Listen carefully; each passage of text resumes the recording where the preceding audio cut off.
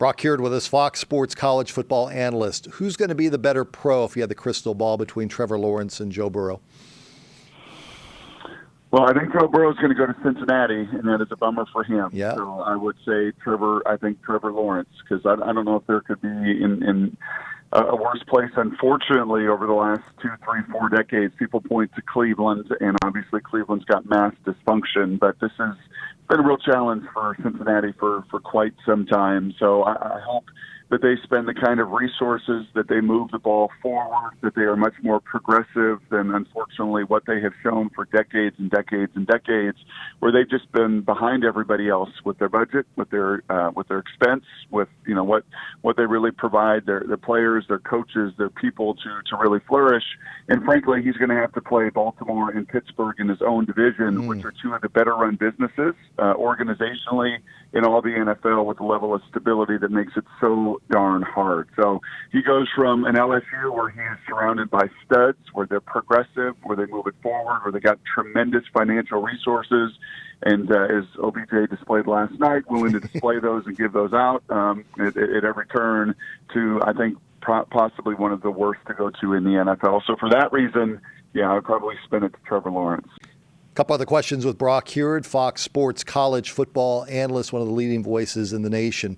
Let's look at what's going on here in the state. Herm Edwards gets an extension after year 2. Jaden Daniels comes onto the scene. What do you look at with ASU right now and where the program is?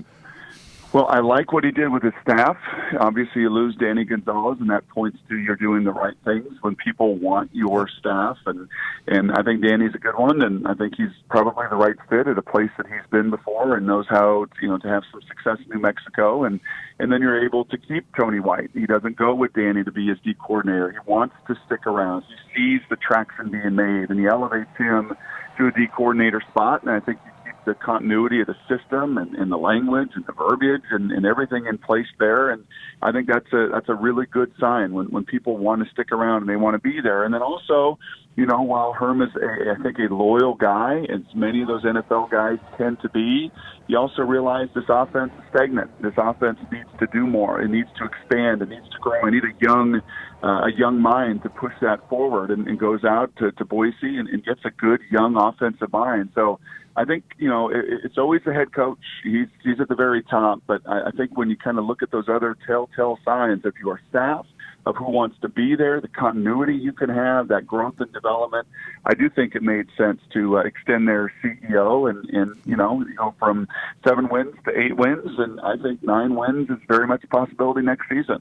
Jaden Daniels, Brock, have you seen him enough to give me a thought or two? I did not see him in person this season, so that's always a little bit of a bummer for me. I always feel like I gain a little more with all that tape and getting behind the scenes and that background. But I've watched crossover tape 3, 4, 5 different games, being in the conference a bunch last year.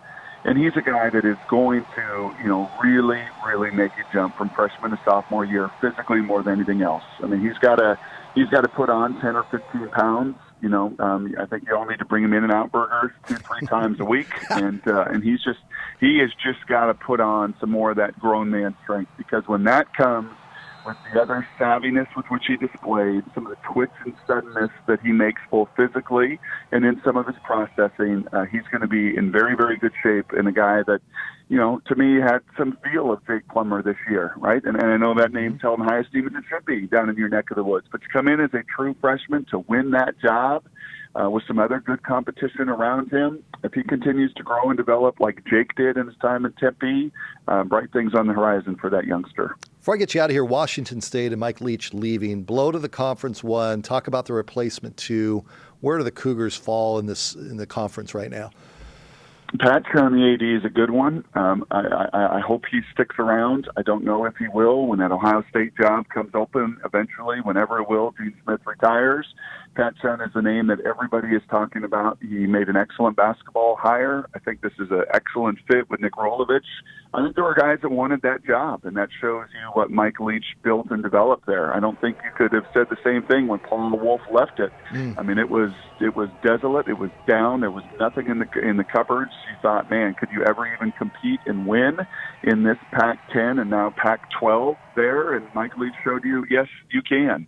And you got a guy that I think checks many of the same boxes as Nick Rolovich that Mike Leach did going into that job, and that is the ability to do less with more. That's the ability to be a little quirky, to have an offensive system that is a little bit unique that you can recruit and develop to, and have a really good eye for staff and personnel. So I think an excellent hire by Pat Chun, and I don't think they fall off the cliff. And I think I'll get in line with everybody else to say, can't wait to watch Mike Leach in the SEC, where the lights are going to be a lot bigger. And I know you're removed in Starkville, but the attention is going to be much, much brighter, and that will be fascinating television to watch. It's always good to hear your voice. I know the Mariners are down here next month. Don't dodge Eric and I. Okay, we're going to find you. Now that you're not doing a daily show, you can get down here, right? I know. Yeah. If I get down there, I will find you in person. All right, sounds good. Stay well. Good stuff as always. Thanks. Happy New Year, Brad. You bet.